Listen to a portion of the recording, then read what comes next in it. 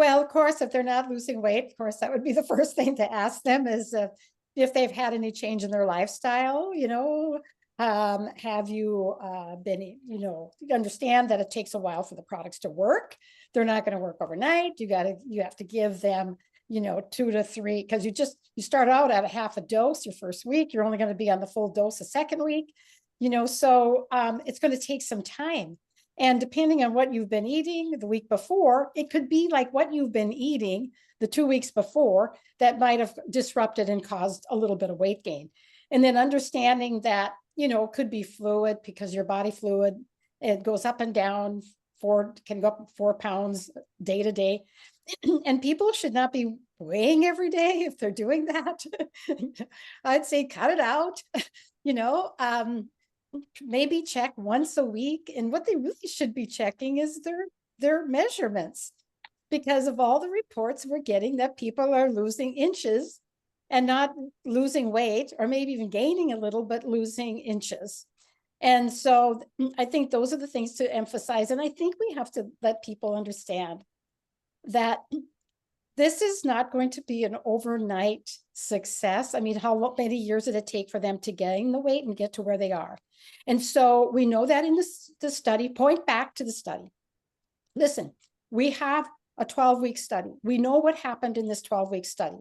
Just keep this in mind. At the 8-week mark, so don't think about even day to day, week to week. Think about now 2 months from now, where you're going to be. An average of 1 to 2 pounds a week, where are you going to be? And think about in 8 pounds. So don't even think about where your weight is per se. Measure your inches and track inches more than weight. And think about that. And we know we've got the study, so we can point to that look at where you are in 4 weeks, 8 weeks, rather than just 1 week or 2 weeks. So that's kind of what I would suggest, and let them know that the body is going to be, resisting, your body's always going to be resisting losing weight. So just understand that. So I love what you're saying on that, Joe. I think you're spot on. And I think part of it, we all want ultimate, like, quick fixes. Just, I mean, like, who doesn't, right? And you'll see some of that. But how many of you here plan on just living 12 weeks? Anybody? Oh, Just living 12 weeks. You're gonna live 12 more weeks? So most people are in a situation where they've gained this weight over many times, I'd say a lot of times, decades. yes. And many times it's been up and down and up and down and up and down. And most of it's tying into, we're always looking at this scale thing. Like, what if there wasn't a scale? Like, what if there was not a scale? You didn't know what a weight was. You wouldn't pay attention to that. And so I appreciate that everybody wants to have this number loss. And again, I think it's great that we have some measurements. But I've never met somebody that says, I want to gain weight and like lose weight, gain weight, lose weight, gain weight, lose weight, gain weight. So when I hear what you say, Maria, is I'm on vacation, but like I normally would put 2 or 3, 4 or 5 pounds on, but I put 2 on and I felt full faster. I didn't have the craving that I usually have. Well, if that happened over a 5 and a 10-year period, your body be in a very different spot.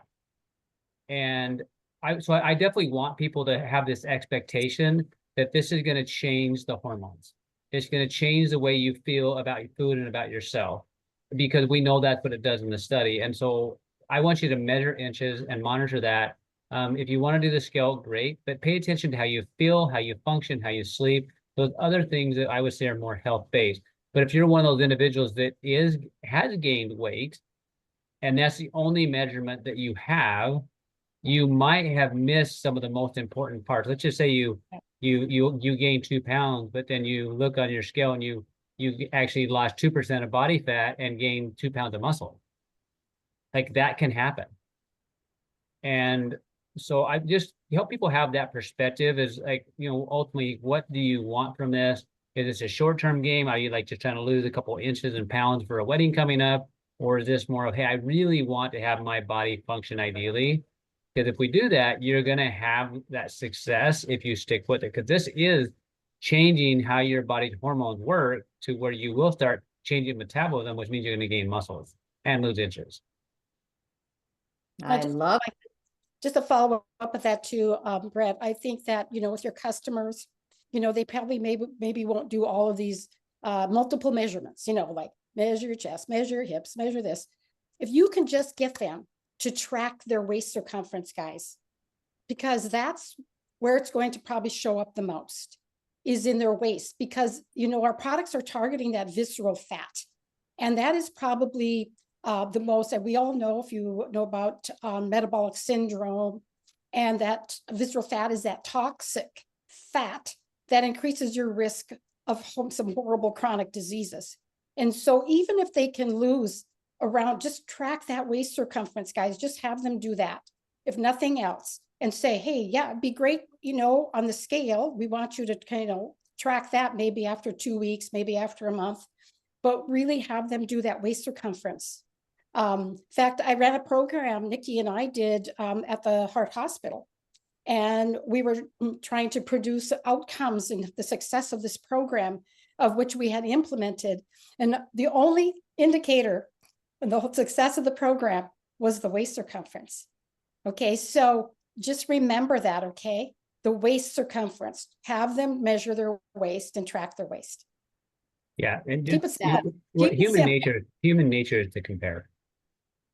Right? It just by nature. So we're not there seeing all these stories and people are having these, what we'd say, hey, those are the results that I want. Just to have a conversation with somebody and to say, hey, let's just talk through some of this, because there may be other factors involved and your body may be going through the change. And I don't want you to stop before the magic happens. And I've watched that process in business. I've watched that process in health.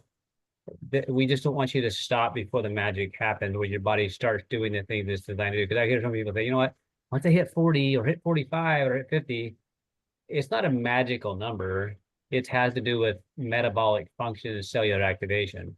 And so just be patient, but also have real conversations. Like, we're not denying that some people want to struggle, but let's kind of talk through that, because what are your options? And what other options do we have to activate this GLP-1 hormone other than synthetics?